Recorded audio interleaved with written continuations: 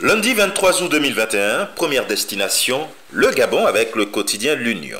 Une exhortation en manchette. Soignants, vaccinez-vous. Le peu d'empressement manifesté par les personnels soignants pour se faire vacciner contre le Covid-19 était au centre d'une réunion samedi à l'initiative du ministre de la Santé Guy-Patrick Obiandong. Ce dernier, tout en demandant aux responsables de transmettre rapidement à la tutelle les statistiques de la vaccination de leur personnel, s'apprête à effectuer une tournée visant à obtenir leur adhésion à la campagne d'immunisation en cours. Au Cameroun, avec mutation, tribunal criminel spécial ping-pong à Bonport. Entendu au tribunal criminel spécial pour des faits présumés de détournement de deniers publics, le directeur général du port autonome de Douala, à travers un communiqué de la cellule de communication, se défend et accuse. Cameroun Tribune, lui, se projette déjà sur la rentrée imminente des classes. À 2 semaines du début de l'année scolaire, le processus des inscriptions est très avancé, même si nombre d'élèves et de parents ne sont toujours pas fixés en raison des conditions d'entrée rigoureuses et du coût des frais de scolarité dans les établissements réputés du secteur privé. Il est question avec le jour de la bataille autour des biens du port autonome de Douala. FECAFOOT 2021, la voix des jeunes, titre Eto'o.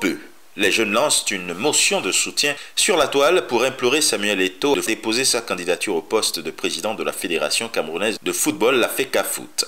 Au Burkina Faso, l'observateur Palga évoque le conflit terrien à Rumtenga, la solution par le Benga.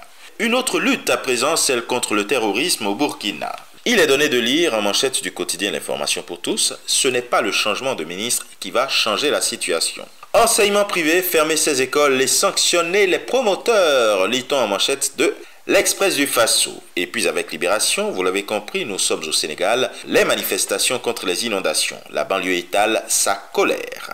Et Abdoul Mbaye d'étaler la sienne sur Réumi Quotidien. À propos de ces inondations, l'ancien premier ministre du pays de la Teranga dit « On est dans la tricherie ». Inondations à Dakar et ailleurs renchérit également l'I-Quotidien, des milliards dépensés, des larmes à flot. Gestion des inondations, Pompe Afrique, titre Le Quotidien. Le journal dit que le plan Orsec a été déclenché et que plus de 1000 milliards auraient été engloutis en 16 ans. Quant à la colère des populations, elle se déverse sur le péage. Juste à côté, il est question de Covid-19 et de la situation des entreprises. Baïdi se jette à l'eau, lit-on. Ces mêmes inondations reviennent à la une de Direct News. Les Sénégalais inquiets. Le président Macky Sall doit s'adresser à la nation. En profondeur, pénurie d'engrais au Sénégal. C'est sur cette autre actualité que titre l'enquête. La panique des paysans.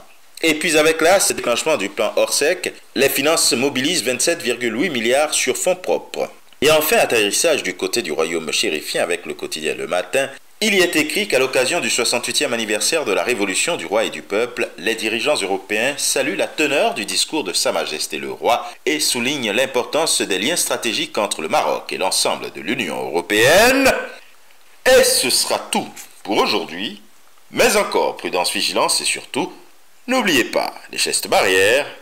Excellent début de semaine et à demain.